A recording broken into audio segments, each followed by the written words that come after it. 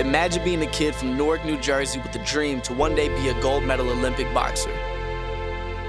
Your grandfather puts the gloves on you for the first time at 5 years old and the race is on. At 12 years old, you start competing in the amateurs and dominate the competition. 5 years later, you win a gold youth Olympic medal, and the next year at 18, you qualify for Team USA in the 2016 Rio Olympics. You climb the Olympic tournament all the way to the finals and fall short to Cuba, only to win a silver medal. From that day on, a new you was born. Now you're 21-0 as a professional boxer. You've held a world championship in 3 different weight classes. You're one of the best pound-for-pound boxers in the sport and currently hold the WBC lightweight championship of the world. My name is VicBlends, and this is DeepCut with Shakur Stevenson. Thank you to the sponsor of this episode, Get Joy. Stay tuned for more. You good? Yo, shit. Appreciate you allowing us to be here, man. Welcome to the shop. Let's do it. You got that camp haircut right now, man. Hell yeah, I'm rough. Thuggy. Yep. I rarely see photos of you with a fresh cut, I ain't gonna lie. You stay pretty rough with the cut. Yeah, I be in camp, so it's like shit. Boxers don't care about their cut. Yeah, you very right. How do you like your haircut? I want it like you could just shape it up and like trim it a little bit, but not too much. Yeah. I'm trying to wait till like I get closer to the fight time. Okay. Trim it. Just blend the bottom some? Yeah. Got you. Yup, and like I don't know, like tape. Yeah. Yep. Got you. What you do right here? You shade this on your sides? Nah, you could just like line it up. Actually, you could take like shit on my face off. Yeah, but keep the chin. Yep. You line up the mustache or you keep it natural? Yeah, line it up. Line it up. I bet.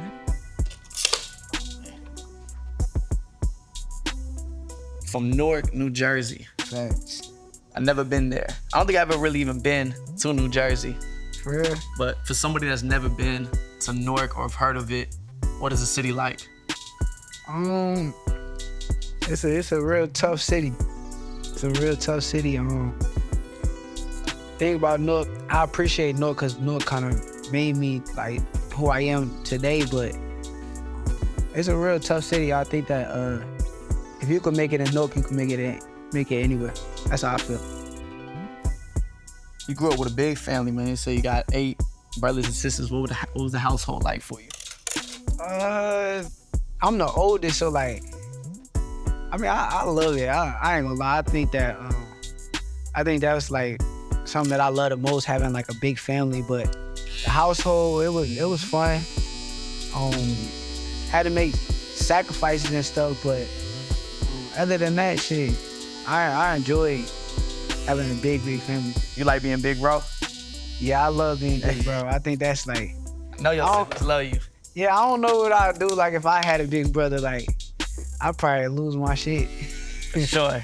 I mean, I enjoy being like able to like guide them and lead them in the right direction. And still to this day, I'm still doing that.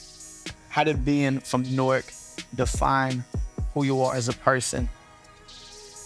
I think it made me into who I am. So, like I said before, like if you can make it in Newark, you can make it anywhere. So, as I got older and I started like traveling and seeing the world and meeting new people, it kind of was easy on me because I always had like a thing in my brain where I felt like they don't come from where I come from. So, yeah. Like, I don't know, it just made it so much easier for me to be around other people. I always felt like I had an edge on them, but... You feel like a chip on your shoulder being from Newark? Yeah, for sure. Honestly, I got a chip on my shoulder regardless, just because I be feeling like people count me out and kind of just make me work harder. You felt like an underdog your whole career? Nah, I think that I'm just making a transition to the underdog. Yeah. Cause like, when I was coming up, I was always the favorite. I was always like, okay, everybody felt like I could beat this person, I could beat that person. But I think now I'm at a space where I'm transitioning to the underdog and I enjoy it. How did boxing enter into your life? My grandfather, he was a boxing coach. And he had other fighters when he played like a little like rec league baseball. And he had took me to one of his baseball games, and he also brought his fighters. And when I met them, I was like 5 years old. I met them, I'm like, man, it's cool as hell that they boxers. So the next day I asked him to take me to the boxing gym.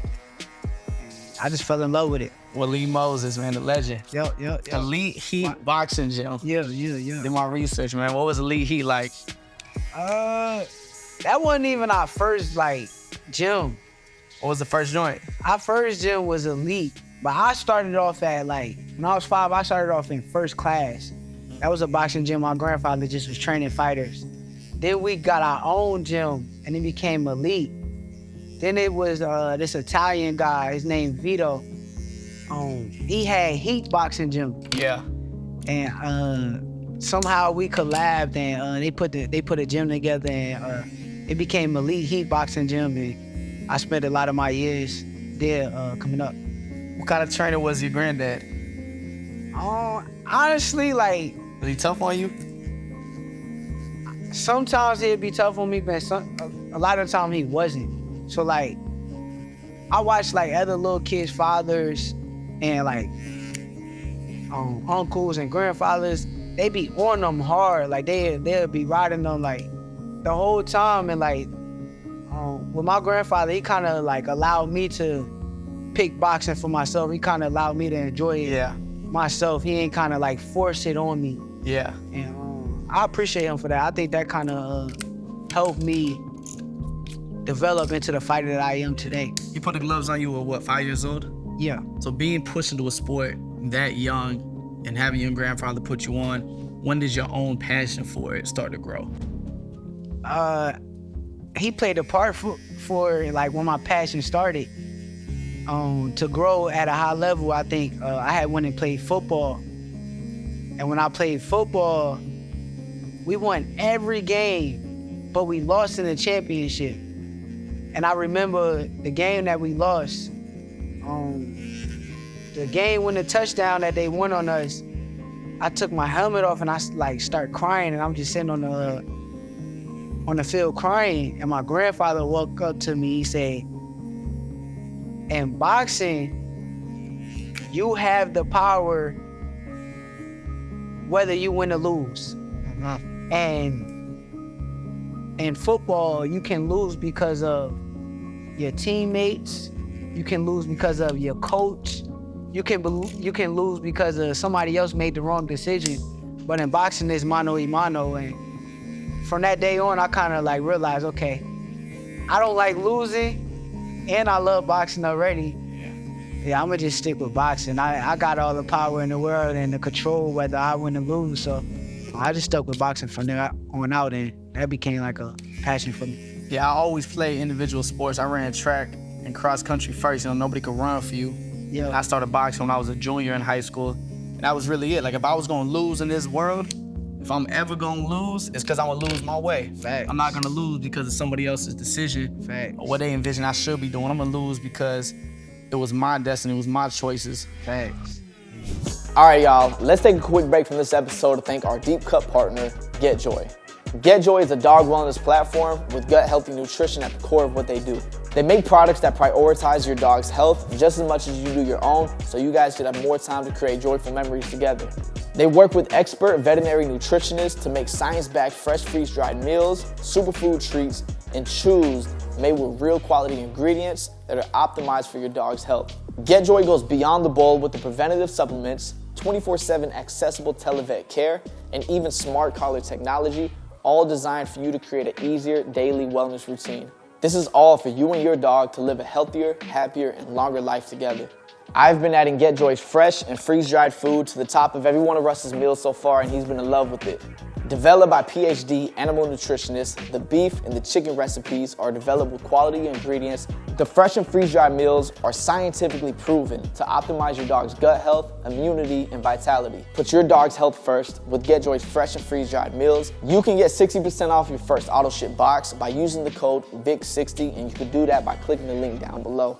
That's code VIC60 for 60% off your first auto-ship box. Now let's get back to the episode. Yeah. What was mom like? My mother, she was hardworking coming up. Like, I kind of probably got my work ethic from like my mother, I want to say, because honestly, I used to see her at work till like 7, 8 p.m. and like me and her get home at the same time from like working. And I'm like, damn, we both putting in work. But my mother, she didn't really want me to box at first. Yeah, what was the reaction to you getting into the ring? Most mothers are gonna be worried. Your kid doing a combat sport. For sure. At first, she told me like about the boxers that, like no disrespect to Ali, but like how he had like Parkinson's, like the brain damage and everything that comes with it. And truthfully, like she was right. But my mom kind of was made up, so it really didn't matter. You know, as a kid, somebody could tell you something, but once your mind made up, it's made up. You gonna make your own decision. You gonna do your own thing. You gotta let yourself do that. You know, parents gotta let you do it at some point. Fact. Especially when you all in. Just on the conversation about the injuries or the you know, getting hit in your head a lot. That's something that you taking a lot of thought about now. Like trying to be safe and trying to think about your brain a lot. Hell yeah, like you want to last in this sport. Like I'm the type of person like I'll watch my sparring and I'll be mad at like, damn, how the hell I got hit right here? And now I'm like working on ways to make sure that I don't get hit with that same punch the next time I spar. But and all in all in the end, she was right, because now I know like when I have my son, I don't even want my son to box. Think so? I know so. But if he the same way as you, he say, Dad, this is what I'm doing. I ain't gonna allow it. I ain't gonna lie. Boy, Junior might be the next champ, bro. Nah, it ain't gonna happen. That's crazy. I mean, he could go play baseball. I like baseball, so. You played baseball before? Yeah, a long time ago. Wait, if you was gonna be pro in another sport other than boxing, what you gonna be pro in? I would have to say baseball, but just because of like my hand-eye coordination, and I am not that tall. But if I was like taller, I'd say basketball. You hoop now? Yeah. Said that a little confident, bro. Like, yeah, I could hoop. We could play one-on-one. Nah, you don't. We both short kings, bro. Nah, you don't want to do that. Nah, look, you good at boxing. You can't be good at every sport. Shit, I don't lose. I don't lose either. Okay, we could bet some. What's bet some? Okay. Look, I ain't backing down no smoke. Let's set it up. I'm with it. It's an easy one. I ain't gonna lie though, it's gonna be hard for somebody my size to beat me. You gonna have to put some height on you, like. You good, bro. You gonna have to put some height on you. Alright. So when you were starting to box and coming up, when was the decision that you were gonna be world champion and you wanted to take it that far? Was that passion and that vision always there from the beginning? Because a lot of people do sports, but not everybody wants to see it that far. It's crazy because like coming up, I ain't never really think of becoming world champion. I ain't never really have a vision or think about like being a world champion until like 19 years old, I want to say. My vision and everything was always locked in on like the Olympics. So as a kid, I was always like one step at a time. But my dreams was always to become an Olympic gold medalist. I didn't really think of like after. So I ain't never really had that vision. But once the Olympics was over and I had felt at my dreams, I'm like, man, it's like another dream just picked up. Mm-hmm. So that's what came next, becoming the world champion and taking over the professional boxing. And shout out to Andre Ward, he kind of, watching him kind of like developed my dream into becoming a professional.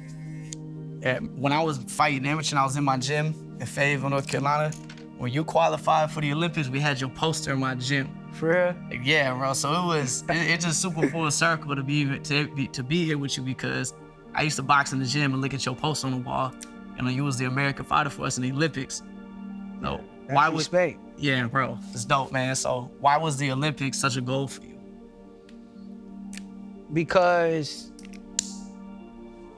we haven't had an Olympic gold medal since Andre Ward, which was 2004.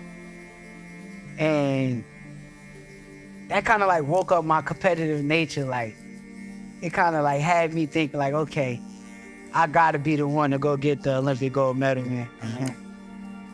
I dedicated myself to becoming 2016's Olympic gold medalist. Came up short, but at the end of the day, that's what really made me want to like do it, just because of the fact that I knew that we haven't had one in so long. And still to the day, I know there's hungry kids out there that's about to go to this Olympics, and I know that they want to become the Olympic gold medalist, but still to the day, we haven't got one since 2004. Hopefully this that year. Yeah. And it was Andre Ward that gave you that inspiration to do so? Yeah, just watching his journey, watching him, man, seeing how he even won an Olympic gold medal was just crazy to me. Like, he fought at a weight class higher than the weight class that he was in. So he had to fight bigger guys. And honestly, it just showed me like how great he was, and that kind of made me want to become an Olympic gold medalist. When did your relationship start with Andre? Did he reach out to you as you were going to the Olympics?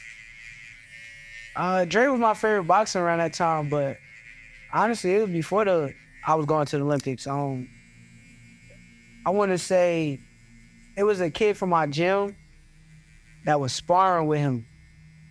And Dre was my favorite boxer, so he was going down to training camp to spar with Dre. I asked him, can I go with him?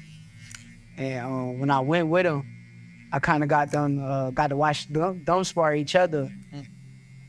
And like from there on, Dre kind of was cool with me, and we started building a relationship.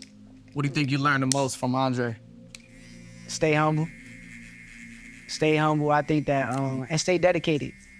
I think the thing that I like about Dre the most is that he don't put no alcohol, no weed, no nothing in his body when he don't got a fight coming up. And I think that's like a great edge that he got over a lot of fighters, because when a lot of fighters make money, they go out there and they go put the alcohol, go put the weed. And I think that edge that you have, that Andre Ward had, kind of put him at a higher level than everybody else. There has to be a lot of sacrifices that probably come early on. You're not living probably a more normal life than a lot of kids are living when you're trying to pursue the Olympics, you're boxing at a young age. What were the sacrifices that you had to make early on just to get you to where you're at?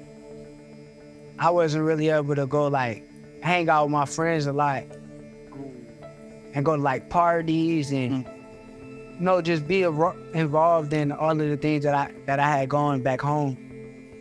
I wasn't really able to be a part of that. I was always traveling or going overseas, and I just had so much going on that I really didn't get to enjoy my childhood properly.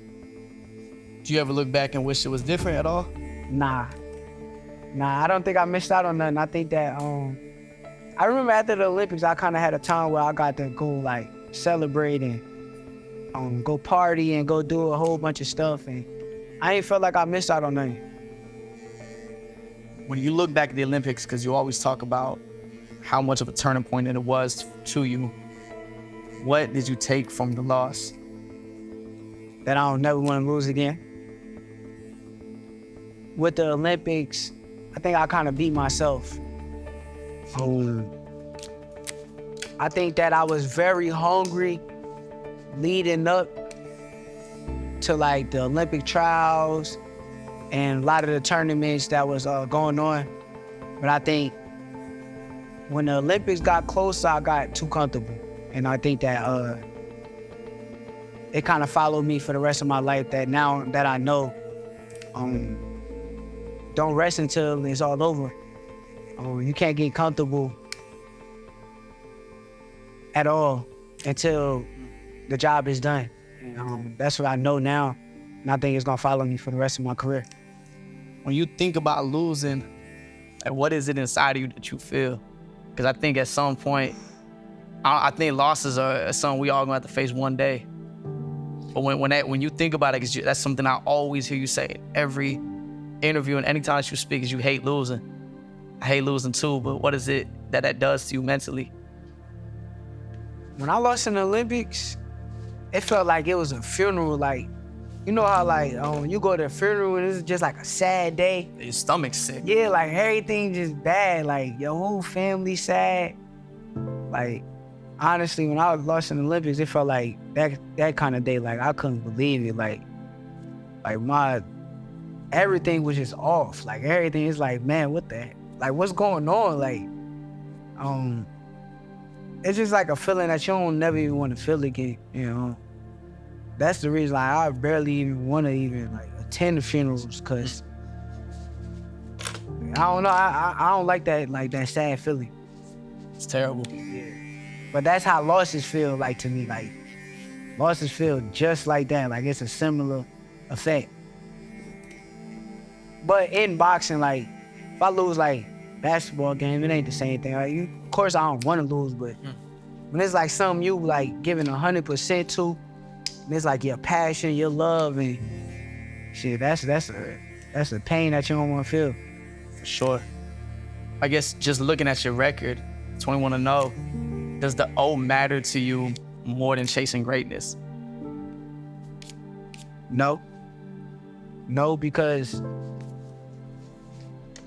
at the end of the day, I'm just so confident. So it's hard to even like worry about when you believe in like your skills. Like I believe in who I am as a person. I believe in what my preparation. I believe in all of that. So like being great is more important just because of the fact that I don't believe nobody could beat me. What does it mean to have, a mentor now like T-Bud in your corner? Andre, you're meeting all the guys that were your idols growing up. See, like now they get to be peers of yours. What does mentorship like that matter now? Honestly, it been that way. Like it ain't even nothing like different or new. I think that it's just new to the world now, just because of like the spotlight is more so on me. But like me and Bud been the way that we've been for years and years, and like me and Dre been the same way for years and years. So like them dudes is just like family to me. So yeah, I don't know, it's hard for me to even look at it like it's anything different now. It's nothing different. It's the same thing that it's been for the years that is before this. Yeah. But now it's a spotlight, so now with the spotlight, everybody kind of noticing it. Yeah. But now you're Shakur Stevenson as a young dude looking up to you, wanting to be the next you. Are you reaching your hand back out now and making sure that you're mentoring the next one that dares to be great? Yeah, I got him. I got him with me. What you got, man? I got him right here with me. My little cousin, Zay. I think that he the one that's pushing me throughout camp. He pushing me. Shit. He pushed me all the time at the end of the day, just because you know that you got somebody that wants your spot. Yeah. And he's being competitive with you. So it kind of turned me up and make me stay on my toes and my pivot. And I feel like with my little cousin, I think that soon the world gonna know about him, and they gonna see that he gonna be one of the best too. What separates good from great? How do you know a boxer gonna be great? And how you know it's just somebody that got some good skill? When they want it bad, you gotta want it bad. Like, there's a lot of talented fighters that got talent, skills, but then when you go run with a fighter, right? And y'all not running no more, y'all end up sprinting for 4 or 5 miles, let's say. Then it become a race and you get to see like, okay, where they meant to at? Like, do they got quit in them? How bad do they want it? Them the fighters that's gonna last. And then when they get done with the run, they probably go do sprints, so go do something else where it's like, okay, yeah, that motherfucker won it right there. Yeah. That's how you know the difference between a good fighter and a great fighter. The ones that want it the most. Yeah. What do you think it is that separates you from others in your weight class? I think that I want it more than everybody else. Like I said, the same thing. I think that my conditioning is top level. My skills is top level. I think that I just got so much in my arsenal that people that ain't even seen come out yet. Still growing as a fighter. Yeah. I think that, like, the first half of my career, I worked hard, but I ain't taking it as serious as I'm taking it now. Like, right now, it's like I'm 100% dedicated, I'm 100% focused, and I think that this version of me is gonna be hard for anybody to stop. Yeah, I guess that's what I'm curious is, what Shakur Stevenson are we gonna see moving forward? Well, y'all gonna see a bad motherfucker. For sure. Is that how you look at it? Is like this is a second half of the career? Yeah. Yeah, I turned 27 in a couple of days, to be honest. So, yeah, this is the second half of my career. Like I said, I haven't been this dedicated. I haven't been this focused throughout my career. I've been putting on, like, great performances, but the focus outside the ring wasn't like it is now. Yeah. And I think now they gonna get a version of me that's scary. When's your birthday? June 28th. Happy early birthday, bro. Appreciate it. I just turned 25. Do you feel like you feel old yet? Nah, hell nah. I know 25 hit me, bro. I hit 25. I'm like, man, dang, I can't use the kid card no more. Now I'm closer to 30. Yeah, for sure. But nah, honestly, like, I be hanging around my little brothers, my little cousins and stuff. So, like, I don't know, like, I don't feel that old, so I ain't gonna say I'm old yet for sure. I'm still sharp out here. Yeah, facts. What is it like carrying the weight that you have? Because we are young, 26, world champion, head of the household, and so much. Your father now too, carrying that weight. How hard is it to balance those things? I think it's easy when you got the right people around you. I think you put the wrong people around you, that's when it becomes hard, because you gotta worry about other shit that you shouldn't even have to worry about, like fake ass people. And I think, like, with me, I kind of got the right people, where it's like my family, my friends, and people that really care about me around me. So I mean, I don't really worry about, like, the pressure, like, none of that stuff, because at the end of the day, I'm coming home and to my scene family, and everybody know what type of person I am at heart. They know who I am. So I really ain't got, I don't really think about the pressure. I don't really care about it. It ain't really, I'm used to this shit. I've been doing this shit for 22 years now, so this shit regular. What do you think helps you the most outside of the ring to get you prepared for the inside? I'm gonna say my discipline. I think my discipline is what gonna put me above everybody else. And I think that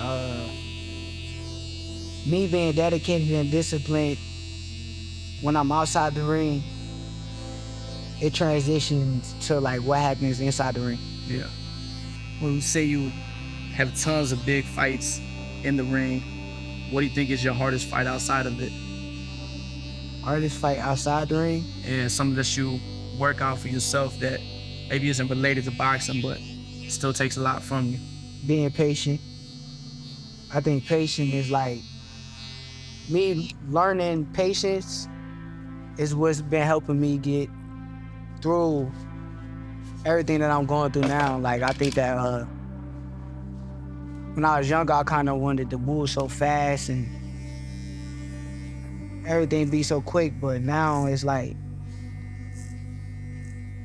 things happen when they're supposed to happen, and All the time. not when you want them to happen. So I think that the patience is something that I'm kind of learning now, and usually I'd be so ready to fight. Like I'd be saying, I can't wait to fight. I can't wait to fight. I can't wait to fight. But now it's like, it's gonna come when it's gonna come, and it's gonna come right when you need it to come. I'm saying I wanted everything right now, but God's plan is always the best plan. And this is time for everybody to be great. Sometimes you may think that you want something until it comes and you're not ready for it. So I think that God makes things happen at the time that it's supposed to happen. That way you'll be ready for it. Yeah, I mean, imagine if all the things you ever dreamed of having or wished or prayed to have came at the exact time that you asked for them. Facts. A lot of the things we wouldn't have even been ready for. Facts. What has this camp been like for you now? You're heading into your first WBC title defense. Does it change being a camp, or is it typically the same thing for you? This has been a great camp, to be honest. I think that this might have been one of my best camps that I done had in a couple of years. I think that I had a lot of like good days in sparring where it's like, okay, I'm going home and I'm satisfied with how I look and how I felt. And I think that some of them camps, like before this, I had days in sparring where I didn't like it too much, and then I come home and I don't like it, but then I go out there and perform and I be like, God damn, like I'm sharp as hell on fight night. I'm not understanding like how I'm this sharp on fight night, but I didn't feel that good this camp. But with this camp particularly, I think that I just had so many good days where I'm satisfied with myself, and I kind of like watch my sparrings over and over, and I'm satisfied with it. So I think this is one of the best camps that I had in a minute. You know what'll make it better? What? Nah, man. You don't want to do that to Get a couple yourself. rounds with me, that might make it a little better, bro. You don't want to do that to yourself, fam. I'm ready, bro. Nah, you gotta realize, like right now I'm in camp mode, so like. You locked in? Yeah, but it's like, I be a little angry sometimes. I don't want to even project that onto you, cause I don't got nothing, you know, I don't got no issues or nothing with you. Nah, we ain't gonna have no issues, bro. Nah, I'm just telling you, like, I already know it. I guess what are the emotions you feeling going into this fight? I'm trying to calm my anger down. That's what it really is. Like, honestly, I had went home like yesterday and I'm like, man, like, I don't know why I was so angry in the gym like the other day. Like, what was going on? And I think that I just gotta take control of my emotions and I just like use my boxing skills and relax a little bit, because sometimes I be walking in the gym kind of mad and I don't even be knowing why. Like, I really don't be understanding why. And I be kind of taking it out on my sparring partner. But I mean, it's the game. Man, that's a lot of balance, man. I mean, what do you feel like you have to prove in this fight coming up? But I gotta shut some people up. I feel like people disrespected the wrong person. Like, I feel like it's insane, like,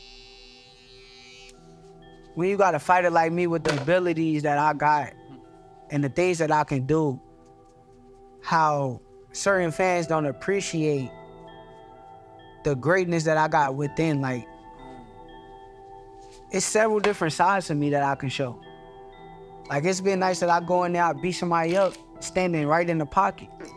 But then it's a night where it's like, I'm not 100% healthy, and I make a fight look easy against a guy with one hand.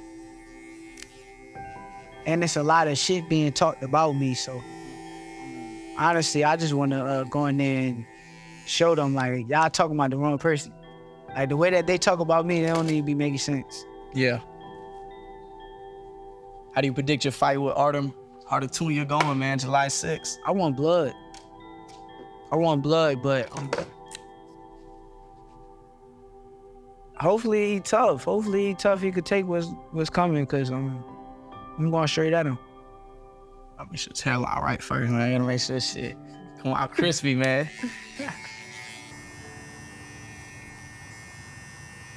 Yeah, what are your favorite things outside of boxing that you do? You on the game? Still. Tell you, like, all I do is compete.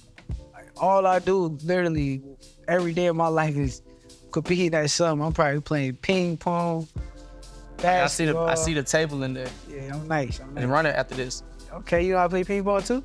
I'm cool. Look, I don't care if I may not be good at a lot of things, but I promise you I'm gonna compete. Yeah, you don't sound that confident when we talk about that ping pong though. Maybe not. Y'all got this home court advantage though. You probably right. But nah, I compete at everything. I like all day, every day. I'm doing something competitive. So what do you think that comes from? I don't know. I think I got like a obsession. Cause I can't not compete. Like I can't not do stuff and just like not compete. So I think it's an obsession. I think that I just been that way in my whole life though.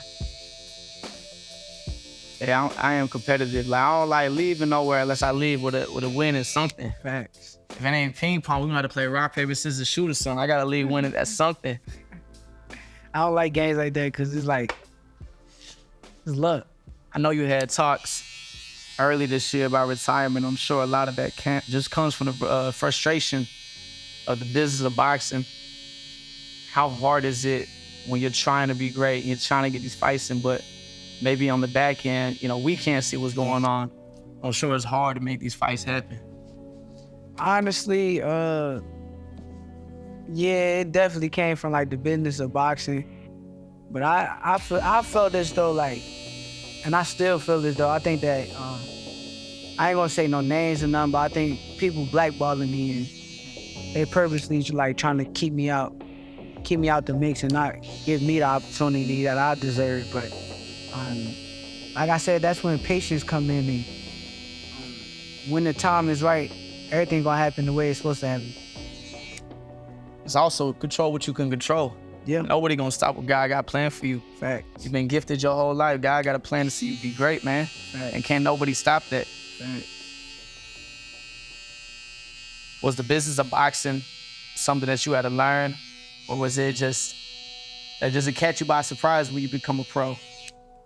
Man, I've just been learning that boxing is one of the shiestiest business that I done ever seen in my life. And it's just very, very shiesty, very grimy, dirty. But I can't sit back and keep like complaining about it. I gotta like put myself in a better situation, and I think July 6th is a start. And then after that, and so on, everything should just fall into play how it's supposed to fucking play. Mm-hmm. How does it feel to be world champion, man? The first time, it felt amazing. It felt like my biggest accomplishment ever. But then the second time, then it was the third time, now it's the fourth time. Then it become regular. It's regular. So my fourth time, it was a regular day, and it was like another day in the office. But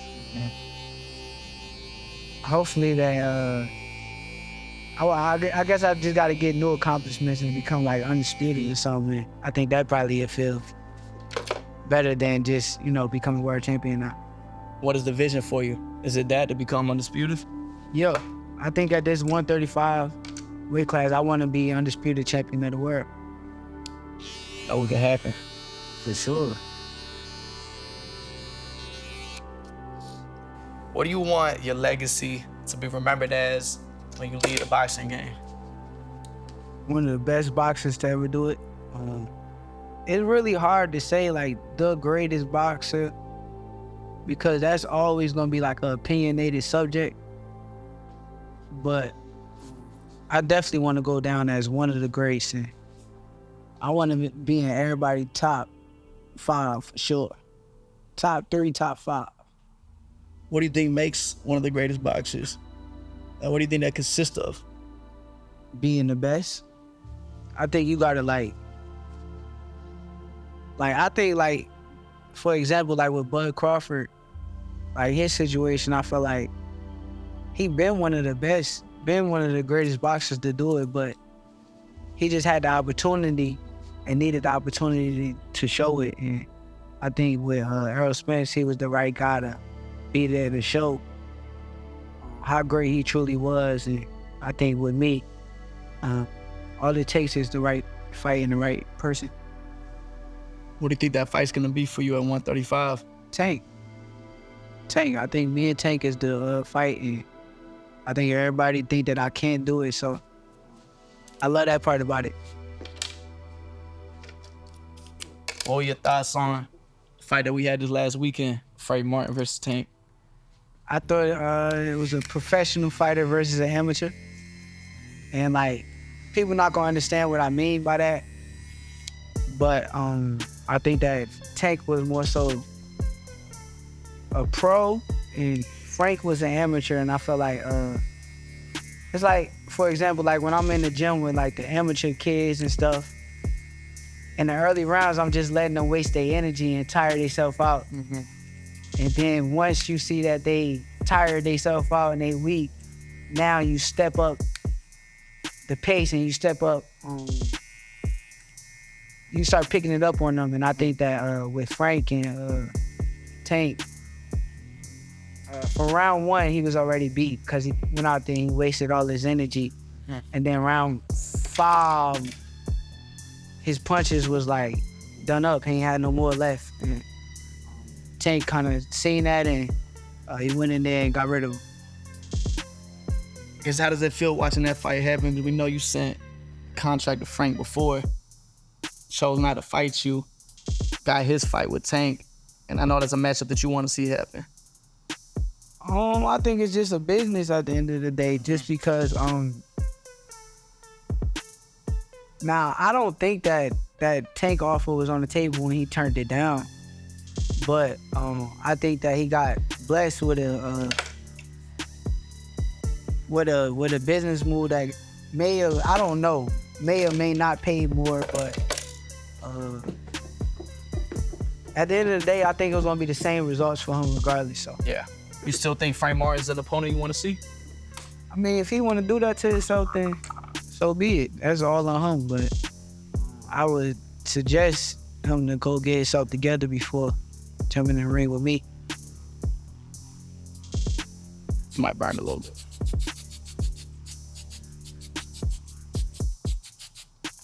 But Frank is like, there's no disrespect to him, but he started kind of late. So yeah. You boxing with fighters that have been boxing since 5 years old and up. So honestly, I feel like it's just hard to be doing that. So if you had to rank top 5 in 135 from bottom to top, how would you rank it out? Like what are we counting? Like just the top fighters, or like the upcoming fighters? Are we putting them in the mix too? Let's see the top 5. I say, like, am I in the ranking? For sure you in the ranking. Oh, I'm number 1. You got yeah. No question, number 1. Tank 2. Lomachenko 3. There's gonna be a wild pick, and they're gonna think that I'm on some BS, but I'm really not. Edwin De Los Santos 4. Put him 4. Why you put him 4? Because they don't realize how good he is too. I think he's a good fighter. He just went against me, and they was wondering why he didn't do more in the ring, but it's hard to do more when you're dealing with somebody that's on my IQ level. And I'm gonna just give you the top 4. How long do you see yourself staying at 135? I could be here for a minute. I don't plan on moving up until I'm probably undisputed. Once I get undisputed, then I'll go up. Do you see a rematch with De Los Santos happening ever? I think, yeah. I think it can happen, but I think, like, with De Los Santos, he just gotta go prove himself, because, like, I could say he's that good, and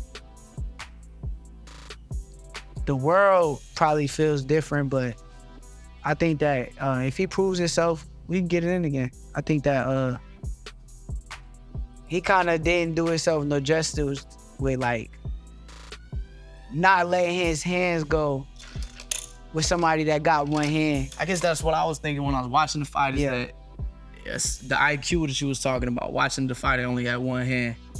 And then watching you fight one hand is like you never fought one hand. Why would you ever fight with one hand unless it was something that was going on? Yeah. But watching the adjustment of the ring, I mean, he didn't adjust and apply the pressure, cut it off. Yeah, but it's hard. That's the thing, like regardless, one hand, two hands, it's hard on him because now in that ring where we was fighting, right? That night it became a patience game. And who can be the more patient fighter, what it really boiled down to. And I think that I was more patient than him, and he just was in a hard situation. He was dealing with one of the best fighters, and I think that he'll beat some of the other fighters if he got the opportunity. Was the criticism after that fight hard to take? It was more criticism on myself, but I mean, some of it's hard to hear because it's like, you know, it's nonsense. Like I be hearing shit like, I'm a runner. And it's like, what the fuck? How you gonna call me a runner when I'm one of the best in the pocket fighters in the sport of boxing? Like if we talking like in the pocket, standing right there in front of somebody, beating somebody up, but having defense while in the pocket, I think I'm top 3, top 2, maybe even 1, truthfully speaking. But I think that with that is just the people that's not knowing. There's a lot of people who kind of just finding out about me. And when you just find out about me and that's the first fight you watch, they're only judging off of that. They can't judge off of the things that they ain't seen before that because they just wasn't tuned in. They gonna come back to that fight and be like, okay, I see why this dude is on the level that he's on, because if he can do this on an off night with one hand and come out victorious, because that's the thing, people have off nights. And when they have off nights, they don't come out victorious. Yeah. A lot of people lose. But I came out victorious on an off night against a dangerous, good fighter. I think people gonna come back to that and regret that they even said anything bad about me.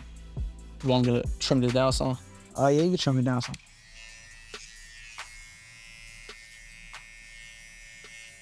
Yeah, what message you want the kids in Newark that are looking up to you to take? Honestly, I always buy like 100, 200, 300 tickets for like the kids sometimes. And yeah, I kind of put them in the environment to see like somebody that came from the same place that they come from. And I was really like one of the kids that really ain't had nothing coming up, and the less fortunate kids. So I like to show them that just because you ain't got it right now don't mean you ain't gonna get it in the future. I think my passion kind of drove me to the highest limits that I was able to go to, and it kind of kept me on the right path. It kind of kept me to stay away from the things that I really ain't care about, like being in the streets, being in things that don't got nothing to do with boxing. My passion kind of led me right to where I wanted it to take me. All right, about finished.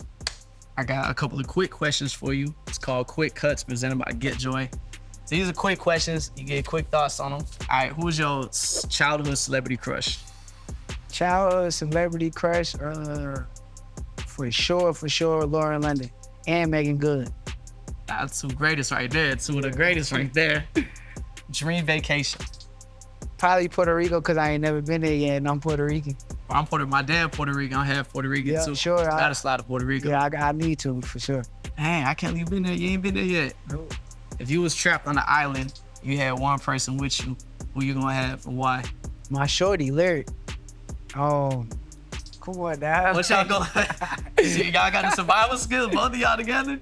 Nah, I just rather be around. I mean, yeah, we got survival skills. Yeah. I'd rather be around somebody that's like my best friend, and I feel like My shorty like my best friend, so. For sure, that's A1. What are your thoughts on influencer boxing?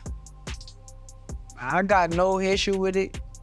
My only issue with it be when they start talking like they want to fight the fighters that's like been doing this since a kid, and like don't complain with the elites. That's all I ask. Like, I appreciate some of them for bringing the audience into our sport, a different audience that we probably don't have in our sport. So I appreciate them for that, but I just say stay in y'all lane, don't come in our lane, because it can get wild. Two different worlds. Yeah. Two different worlds for sure. Yeah. How do you think social media has affected boxing? Honestly, it affected boxing a lot, because like sometimes fighters don't even be that good, but if they got a big social media following, they'll get more like views or be put out there more than like the fighters that is good. Like, I know certain fighters that's in the gym that be like cool fighters, but they don't get the recognition, or they're not put out there as much as like the people who got the big following on Instagram. So social media plays a big part. One secret skill that you got? Secret skill. It's not Warzone. and not bring that one up. I'm gonna say ping pong. Ping pong is like the secret skill. Man, to see. I really like that. Like, I can play with both hands, right hand, left hand. See, he's not that good, so I'm gonna play with my left hand. I want your best shot. I don't want the left hand. I don't want no excuses when I win. Nah, you don't understand how good my left hand is. That's why you saying that. That's cool. We gonna find out. Yeah. We gonna find out. All right. We get you this mirror. Roger, want to say thank you. Yes, I sir. got to watch you when I was an amateur. I had your poster in the gym. It's really special to be able to share this moment with you. I know July 6th gonna be a show. I can't wait for the world to see what you got coming next. Thank you. I appreciate you too, man. Thank you. No problem. You got it in there.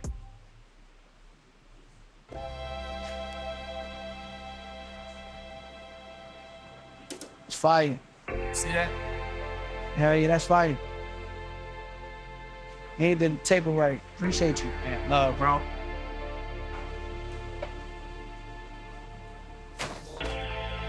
Oh, sir. Appreciate you, bro. Yep, it's love, bro.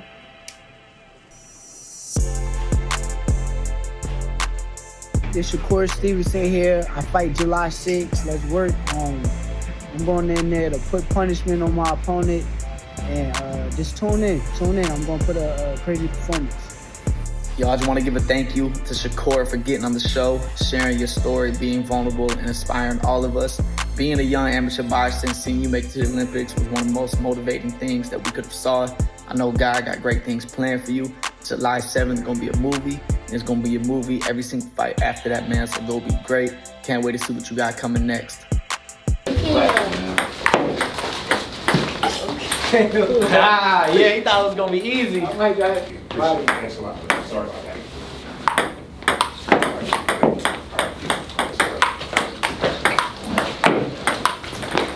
Good.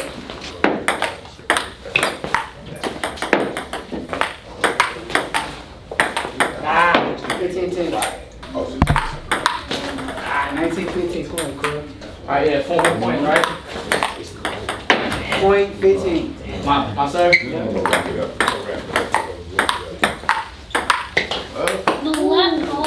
This game right here for him. What you mean? He looks so different now. Yeah. I wasn't no pushover though. Ah, he was out. My left hand.